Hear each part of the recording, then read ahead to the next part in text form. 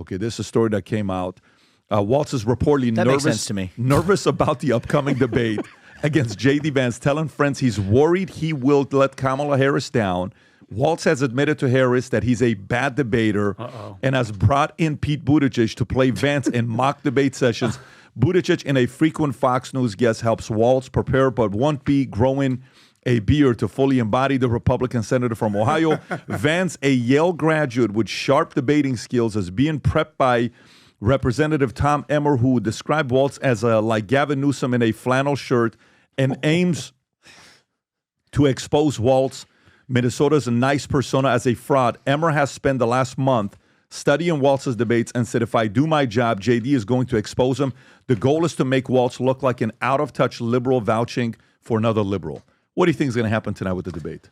I think it is going to be probably a demolition destruction. That's what I would call it. But I think that may matter very little because and one of the things we learned even from watching the Republican primary debates last year, certainly I learned, is that it's not what happens on the debate stage that matters so much as the media's distillation of it. At a presidential level debate between the two major candidates, it's a little different because you have just a significant number of people who are actually watching the debate, who are able to form their own judgments. But for any other debate, other than the two lead presidential candidates facing off, whether it's a primary debate, whether I think it's probably going to be similarly true for the vice presidential debate, most people aren't going to watch the whole thing or even half of it. What they're going to do is they're going to read the media's distillation of it afterwards. And that was one of my biggest learnings from last year is, you probably, I don't know if you remember this last year, but you could pick up the pages of the New York Times or Washington Post, and then you could have actually watched the debate, and it was like there was two different events going on. If you were actually the person who watched both, you would wonder what debate they were watching. So I think that what you're going to see is probably just based on obvious factors. I know JD, but just from even if I didn't, just watching both candidates here for vice president face off, I think that there is a massive disparity. It'd be like the equivalent in UFC before they had the weight classes. You got to have the weight classes so you have people of like natural capability going against each other. Otherwise, it's not very fun to watch. I think that's what it'll look like tonight, but it doesn't matter as much because the media's distillation of it will be what the media wants to make the distillation of it, and that's what more people are going to see than the debate itself. I would tend to agree. Oh, sorry.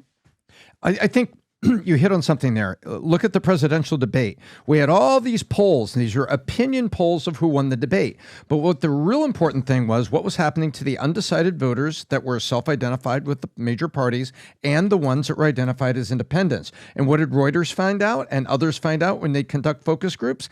Guess what? People broke for Trump on the economic issues. So while all this banter was going on about the opinion polls, 58% said Kamala won the debate. In fact, there were independent voters that actually were moved by the debate. And so the point of it. Now, when you get to a VP debate, you're absolutely correct. What is it? This is going to be in the far left mainstream media, another kind of little mini RNC. They're going to be talking about it endlessly for 72 hours. And there's going to be like certain enthusiasm that's going to come in the form of hypercriticism of Vance. That's what you're going to see and what it's going to feel like.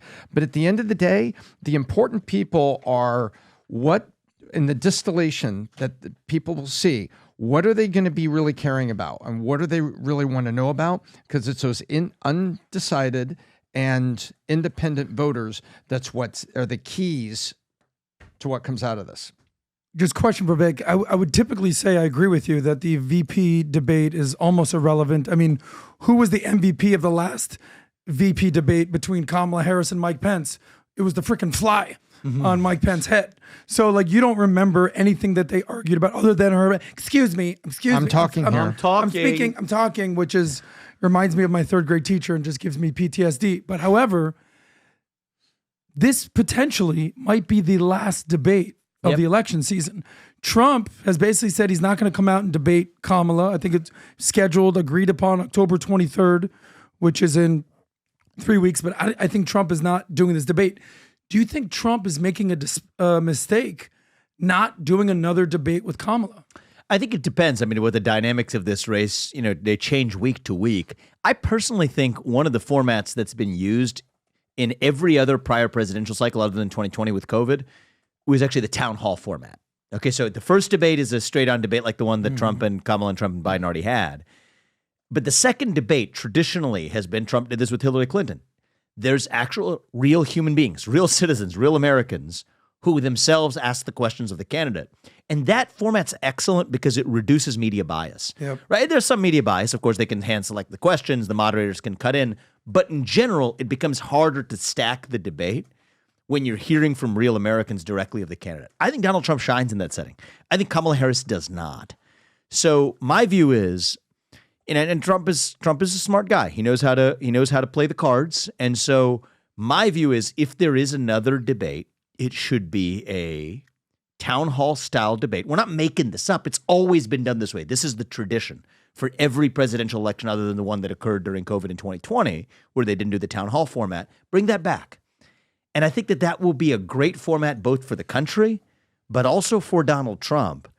And so we still got, another 4 or 5 weeks before this thing plays out, right? So let's just see how things unfold. I fully agree that they would need something like that, but it's trending the wrong way. Now, the last 2 debates, there's no audience. Yeah. You can't even speak over each other. horrible. So So you historically- crush it at the debates, speaking over people with Nikki, with Ron DeSantis, like there's a dynamic there. You need that with no We audience. got to see that this time Explain around. that, We got to yeah. see an audience. We got to see live questions. Usually the way they do it, look at these old presidential debates. You actually have people sitting on the stage. You're going to pull that up with Trump and Hillary. You could see that second Oh, the one. best. There's people sitting Yeah. on the stage. Yeah. I think that is a pretty good format because it gives people a sense for how they interact with human beings, not just with these fake moderators. But I think with Trump, and Trump is just a master at that, with using with the crowd, and we talked about earlier, Pat, about small He's a group, showman. big group. He's a showman, but he's a New Yorker and he kicks ass. It's because of him that they stopped doing all of that. And there's good luck trying to have NBC or CNN try to have another one of these ever again. That's with their favor, and our side has to agree, Vivek, that no audience. She can't have this. There's no all the rules are set up to help the left. And I mean, when 98% of the media is mainstream is left, we're at a disadvantage. I think believe. there's a really good point here, because whether you like it or not, there is a key moment in Bill Clinton's candidacy where he approached the woman talking about the economy. It's huge. It was huge. That was a huge moment where he walked right out to her, and just really you could feel the vibe that was there, like, I feel you, and his charisma that he was projecting at that with a person, and we all saw it from at home. And debates can be spicy too. We were at a debate earlier this year. One of the candidates, went after the leader of the party, correctly so. I remember that guy. And went after, and then went after the broadcaster that had been so manipulative in the past. So there's also, I think, opportunities to get a little bit spicy and call people out who need to be called out.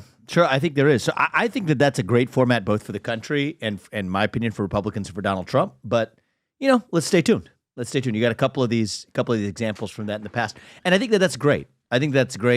Let's see what happens tonight. The dynamics of this race are going to change, you mark my words, at least 3 or 4 more times between now and Election Day. I mean, this October is going to feel like the equivalent of a year between now and the election. And so I think there's a lot yet still to unfold. Some of you guys asked us about the only wallet that I wear. This is the wallet that I wear. This is the Valuetainment wallet that I wear. ID, cards, cash, easy to use. It's not heavy. It's not thick. It's not, and it's 100% leather. It is the only wallet you will see in my pocket. It's not a Fendi. It's not a Ferragamo.